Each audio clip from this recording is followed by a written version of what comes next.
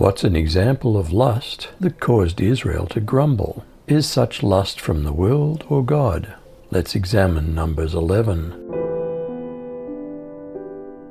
Did Israel complain about their hardships? And was God angry with them for it? Now the people complained about their hardships in the hearing of the Lord, and when he heard them, his anger was aroused. Then fire from the Lord burned among them and consumed some of the outskirts of the camp. When the people cried out to Moses, he prayed to the Lord, and the fire died down. So that place was called Taberah, or burning, because fire from the Lord had burned among them. Did they complain about the bread from heaven, the manna?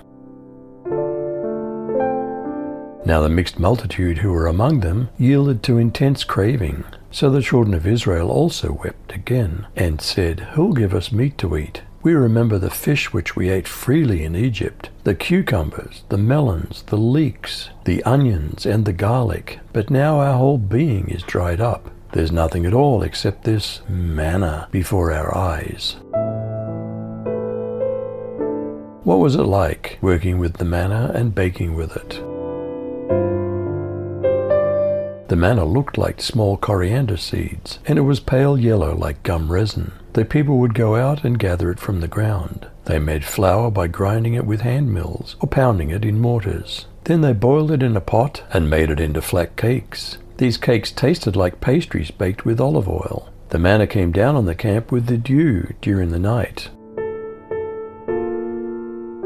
Did Moses also complain about his burden of leadership?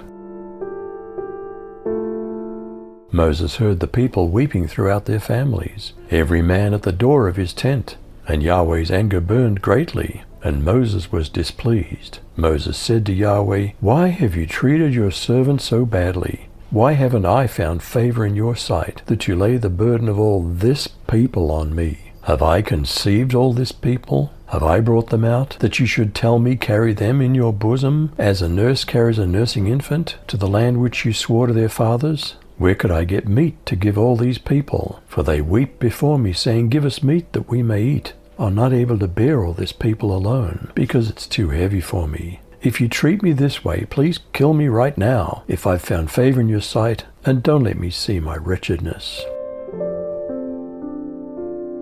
What did God tell Moses to do about his leadership burdens? The Lord said to Moses, Gather before me 70 men from Israel's elders, whom you know as elders and officers of the people. Take them to the meeting tent, and let them stand there with you. Then I'll descend and speak with you there. I'll take some of the Spirit that's on you and place it on them. Then they'll carry the burden of the people with you, so that you won't bear it alone. To the people you'll say, Make yourselves holy for tomorrow. Then you'll eat meat, for you've cried in the Lord's hearing, Who'll give us meat to eat? It was better for us in Egypt. The Lord will give you meat, and you'll eat. You won't eat for just 1 day, or 2 days, or 5 days, or 10 days, or 20 days, but for a whole month, until it comes out of your nostrils and nauseates you. You rejected the Lord, who's been with you, and you've cried before him, saying, Why did we leave Egypt? How did God respond to Moses' doubts about feeding everyone meat? Moses replied, At least 600,000 grown men are here with me. How can you say there'll be enough meat to feed them and their families for a whole month? Even if we butchered all our sheep and cattle, or caught every fish in the sea, we wouldn't have enough to feed them. The Lord answered, I can do anything. Watch, and you'll see my words come true. What happened to the 70 elders, and did it last?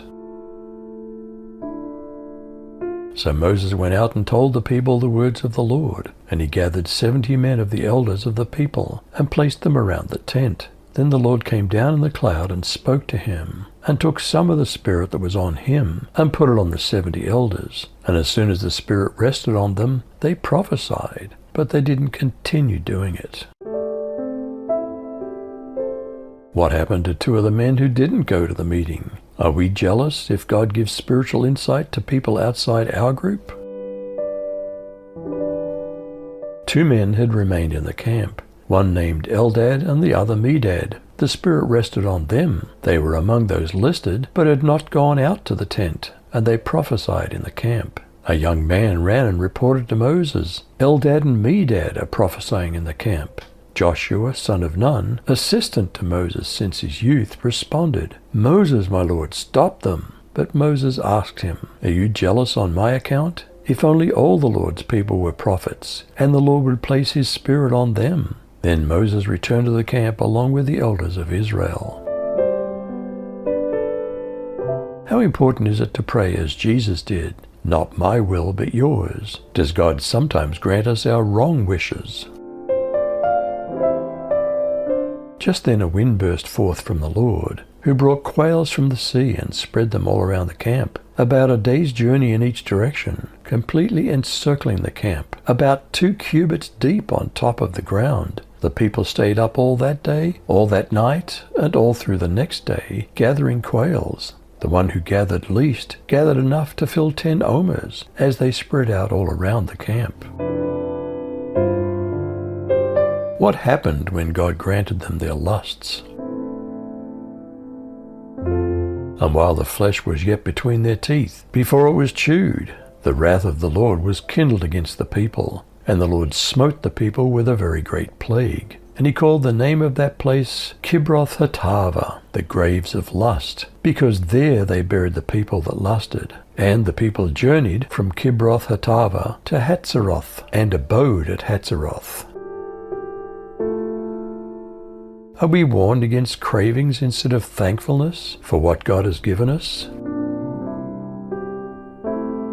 For all that's in the world, the lust of the flesh, and the lust of the eyes, and the boastful pride of life, is not from the Father, but is from the world.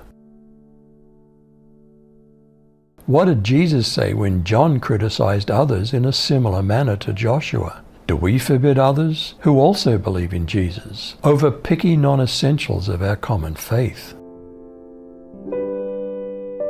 John said to him, Teacher, we saw someone casting out demons in your name, and we tried to prevent him because he was not following us. But Jesus said, Don't hinder him, for there's no one who'll perform a miracle in my name, and be able soon afterward to speak evil of me. For the one who's not against us is for us. For whoever gives you a cup of water to drink, because of your name as followers of Christ, truly I say to you, he shall by no means lose his reward.